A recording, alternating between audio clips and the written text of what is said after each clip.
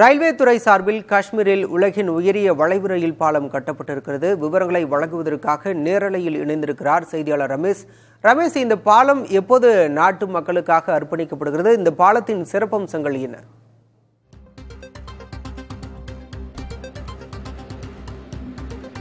ஜம்மு காஷ்மீர் மாநிலத்திற்குரிய பாராமுல்லா, ஸ்ரீநகர் ஆகிய 2 நகரங்களும் இன்னமும் இந்தியாவுடன் ரயிலில் இணைக்கப்படாமல் இருக்கிறது. அதற்கு மிகப்பெரிய சவாலாக இருக்கக்கூடியது இந்த செனாப் ரிவர். இந்த ரிவரை ஒட்டி ஒரு மிகப்பெரிய ஒரு பள்ளத்தாக்கு இருக்கிறது.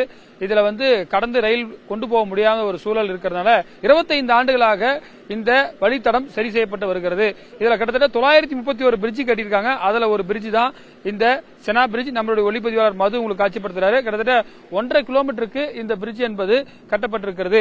இதுல பாத்தீங்கன்னா பல்வேறு விதமான இன்ஜினியரிங் மார்வல் என்று சொல்லக்கூடிய ஒரு மார்வலாக இது இருக்கிறது. இது பாத்தீங்கன்னா 31,000 டன் இரும்பை கொண்டு வந்திருக்காங்க. அது மட்டும் இல்லாம இதுல 931 பிரிட்ஜ் கட்டினது மட்டும் இல்லாம 49 டனல்ஸ், அதாவது சுரங்கங்களை அமைச்சிருக்காங்க. ஒரு பெரிய சுரங்கம் 12 கிலோமீட்டருக்கு மலையை கடந்து ஒரு சுரங்கம், அடுத்ததாக 7 கிலோமீட்டருக்கு ஒரு சுரங்கம் என பல சுரங்கங்கள் இங்க இருப்பதையும் நம்மால பார்க்க முடிகிறது. இங்க பாத்தீங்கன்னா ஈஃபில் டவரை விட அதிகமான ஒரு உயரம். ஈஃபில் டவர் பாத்தீங்கன்னா 340 மீட்டர்னா அதை தாண்டி இது 359 மீட்டர் கீழே பார்க்கலாம். அந்த ரிவர் ஓடக்கூடியது நம்மளுடைய ஒளிப்பதிவாளர் உங்களுக்கு காட்சிப்படுத்துறாரு. அதாவது இங்க இருந்து நம்ம லைவ் பண்றதுக்கே பயமா இருக்கு. ஆனா இங்க இருந்து பணியாளர்கள் வேலை செய்திருக்கிறாங்க. அந்த அளவுக்கு ஒரு கடினமான பணியை பல ஆண்டுகளாக கிட்டத்தட்ட பாத்தீங்கன்னா 2008 இருந்து இதை கட்டுமான பணிகள் நடைபெற்று தற்போது முடிவும் தருவாயில் இருக்கிறது. வரக்கூடிய ஜனவரி மாதம் இதை திறப்பு விழாவிற்கு இந்திய பிரதமர் நாட்டுக்கு அர்ப்பணிக்கிறார். இதன் மூலமாக ஸ்ரீநகரில் இருந்து ஒருவர் கன்னியாகுமரிக்கு வர முடியும். அதாவது நாட்டுடைய வடபகுதியும் தென்பகுதியும் கவர் செய்யக்கூடிய ஒரு பகுதியாக இந்த பகுதி இருக்கும் என்று சொல்லப்படுகிறது. இது மட்டும் இல்லாம இந்த கட்டுமான பணியில ஒரு நாளைக்கு 1500க்கும் மேற்பட்ட பொறியாளர்கள் ஈடுபட்டிருக்காங்க. தற்போது இந்திய ரயில்வே துறையை சேர்ந்த அதிகாரி இருக்காரு. சார், இதனுடைய சிறப்பு அம்சம் என்ன சொல்லுங்க? திஸ் சீனா பிரிட்ஜ் நமக்கு ஒரு முக்கியமான பிரிட்ஜ். இந்த உதம்பூர் ஸ்ரீநகர் பாராமுல்லா ரயில் லிங்க் ப்ராஜெக்ட்ல இது ஒரு முக்கியமான பிரிட்ஜ். இந்த பிரிட்ஜ் தான் இருக்கிறதுலே ரொம்ப ரிவர் பெட்ல இருந்து டெப்த் அதிகமான உள்ளது. கிட்டத்தட்ட 359 மீட்டர் உயரத்துல இந்த ரிவர் பெட்ல இருந்து இருக்கு. இந்த ஹைட்ல பிரிட்ஜ் அமைக்கிறது ரொம்ப கடினமான காரியங்கிறதுனால நமக்கு ஆர்க் பிரிட்ஜ் ஸ்ட்ரக்சர்ல இது வடிவமைச்சிருக்காங்க. இப்போதைக்கு கிட்டத்தட்ட கட்டி முடிச்சிட்டாங்க. இதோட டோட்டல் லென்த் பாத்தீங்கன்னா 1315 மீட்டர், அதாவது 1.3 கிலோமீட்டர். இதோட மொத்த காஸ்ட் 1486 கோடியில போட்டு கட்டியிருக்காங்க. கிட்டத்தட்ட 120 இயர்ஸ் உழைக்கிற அளவுக்கு இது கட்டப்பட்டிருக்கு. டிசைன் ஸ்பீடு 100 கிலோமீட்டர் ஸ்பீட்ல வண்டி போறதுக்காகவும், ஈவன் காத்து 266 கிலோமீட்டர் பர் அவர் ஸ்பீட்ல அடிச்சாலும் அது அந்த பிரிட்ஜ் ஸ்டேபிளா இருக்கும். வண்டி இயக்க முடிகிற அளவுக்கும் நம்ம இந்த பிரிட்ஜை கட்டியிருக்கோம்.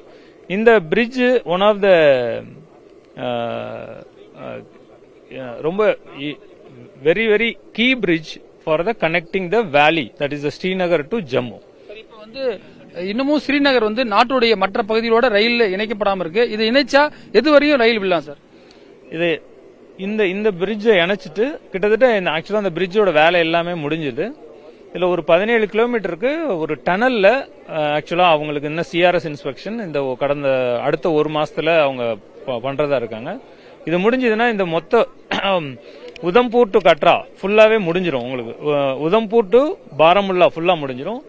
இதனால உங்களுக்கு இந்தியாவில் எந்த பகுதியில இருந்தும் நமக்கு ஸ்ரீநகர் தாண்டி பாராமுல்லா, அது ஆர்மி கேம்ப், அதெல்லாம் நிறைய ஏரியா இருக்கு. அது வரைக்கும் உங்களுக்கு நார்மலான ஒரு ட்ரெயின் சர்வீசஸ் நம்ம எதிர்பார்க்கலாம்.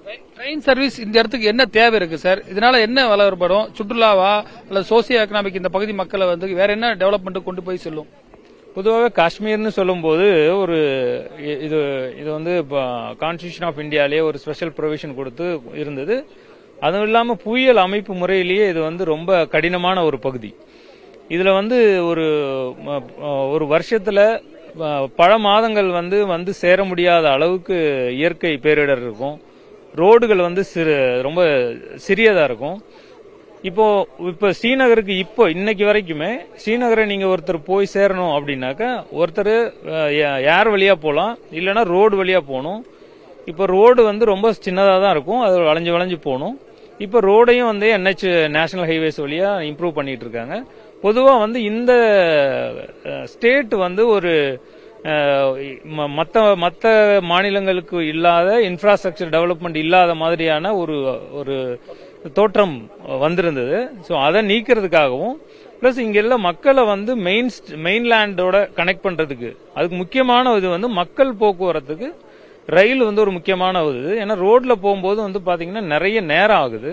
ஏன்னா மலையில வந்து அடிக்கடி ஒரு திடீர்னு ஏதாவது பிரச்சனைகள் வருது.